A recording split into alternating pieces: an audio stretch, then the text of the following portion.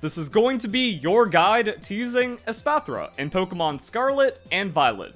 So pretty much every new Pokemon gets some kind of signature move, ability, or exclusive gimmick. This Pokemon gets two. We have Lumina Crash and the ability Opportunist. This is downright absurd. When the opposing Pokemon has a stat stage raised, this Pokemon copies the effect. There's a lot of setup in modern Pokemon, and you can tell this was made as a direct response to that getting out of control, because if you try to set up, this Pokemon just does it. And then its signature move lowers special defense by 2. So like Calm Mind Pokemon, they just get outpaced and destroyed while also having their Calm Mind copied, and then you just turn the opposing Espathra into a sweeper. Or you can kind of use this to shut down the opponent's setup and stuff. It's really crazy. And then it's an 80 base power move. Acid Spray actually gets some kind of niche usage, and we can't like directly go to this because it's not on its moveset. 1 second. Acid Spray gets niche usage as an anti-special tank move, and it can be very effective, but it only has 40 power. So now we give Lumina Crash 80.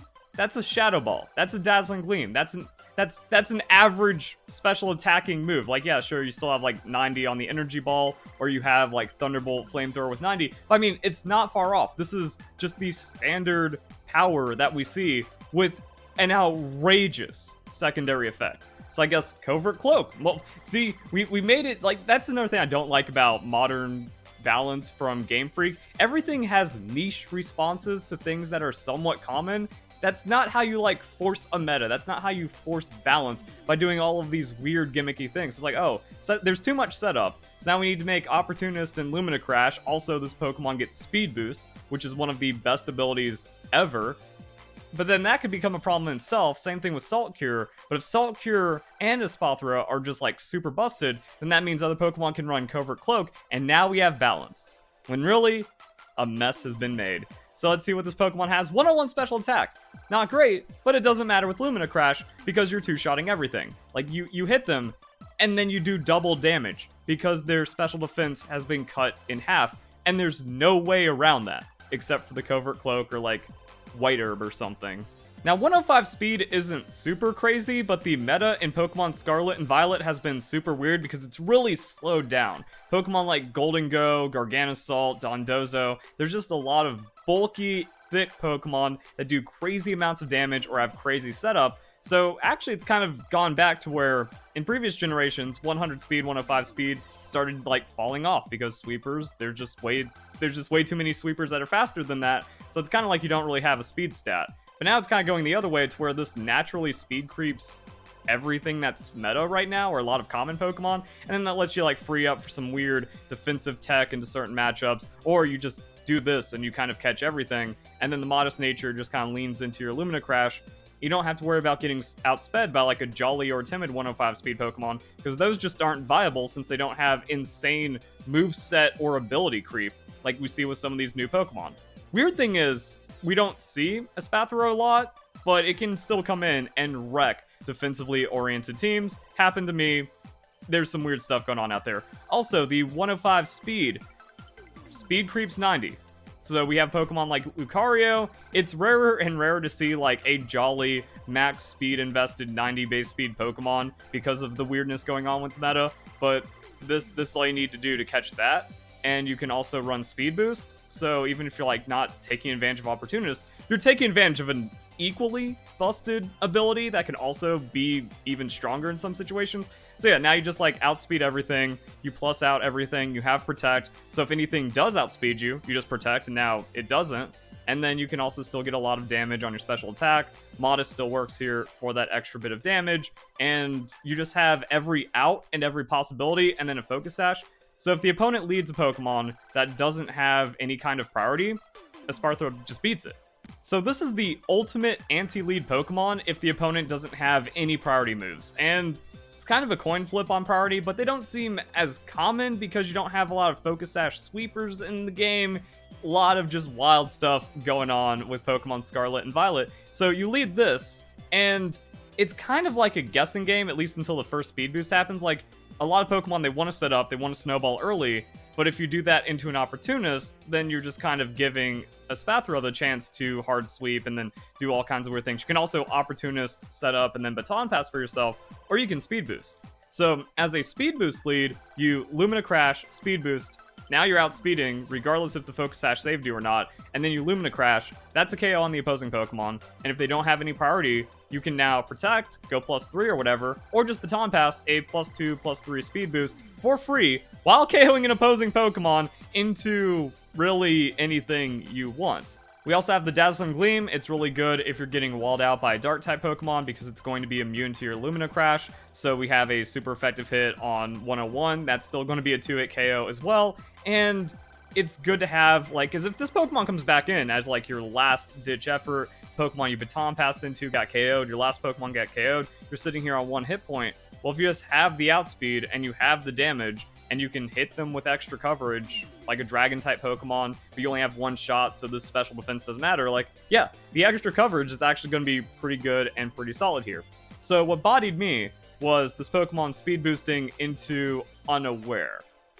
And then, like, there's weird speed creep that can happen with the Skeledirge, you get some bulk in there, but, like, fast Skeledirge, actually terrifying, and then just becomes really hard to deal with because, oh, we have Torch Song, which now means this Pokemon's just ramping up. +1 special attack after use, which means it's kind of doing the same thing here, but it's just 2-shotting in a different way. You Torch Song, they take damage, you go +1, you Torch Song again, that's a KO. Well, if you're faster than every Pokemon, now at +2, you're just KOing everything, and then you just KO more and more and more.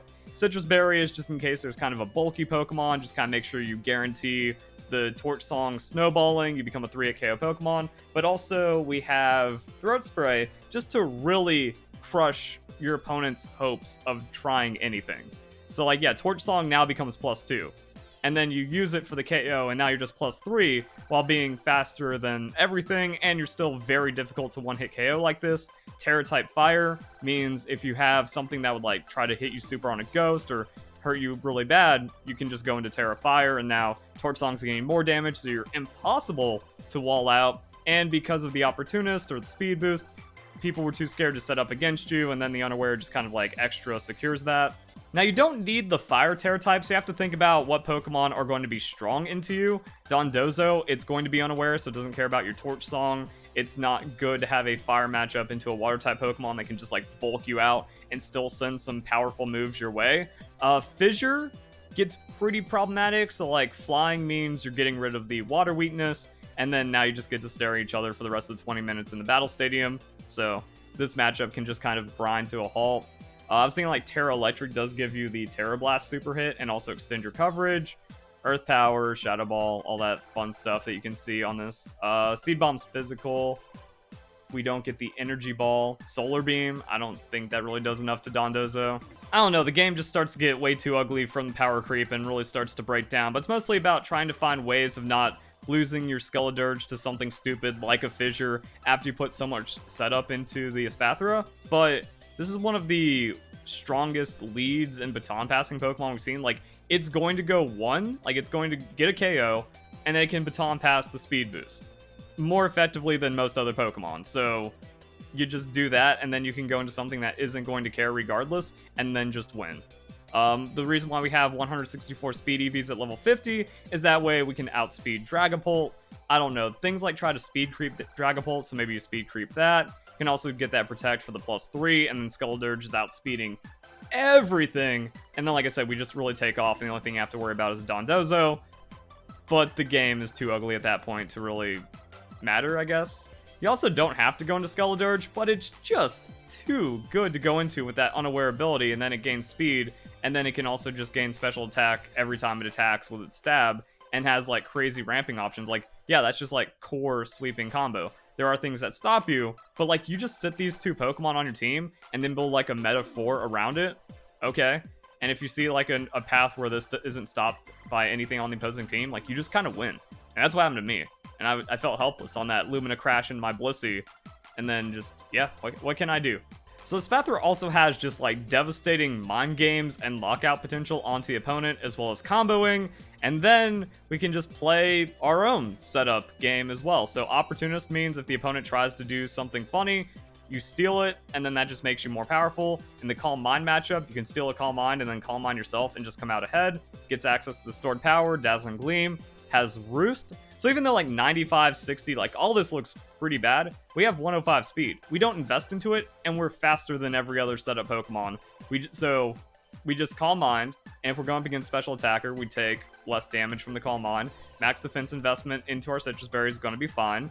And you kind of don't want to be going up against heavy physical Pokemon either, so just have like a dedicated defensive tank on your team, and just look for that in, where like, okay, all their physical Pokemon are slower than me, they have a Special Attacker I can Calm Mind into, and then eventually you just get to the point where stored power bodies them, and you just kind of win.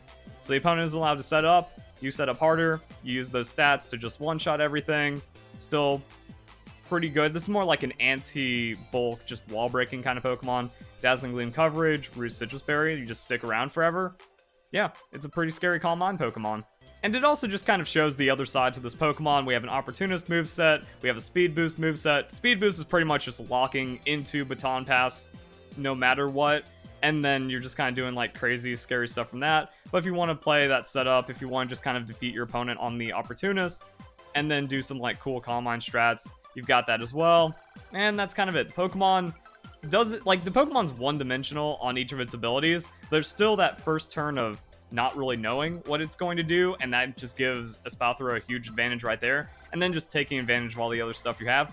I do find it weird that this Pokemon isn't more common, because you can just kind of splash it in your 6th slot, and then you just win against like 10-15% of teams on the Battle Stadium right now, which is a pretty significant win chance increase to just have for one Pokemon. I think that value is pretty hard to find almost on any other Pokemon, especially if we're already running like a Dondozo or a Garganasalt or some kind of like other heavy win condition Pokemon.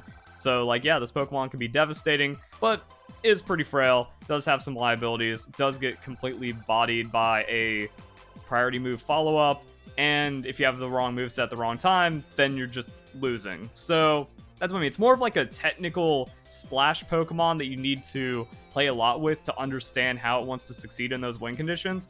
But if it hits that, then the opponent just loses. There's nothing they can do about it when Espathra is played and brought into the right team. So hope you guys enjoy the video. Hope you all have a nice day. Thank you very much for watching.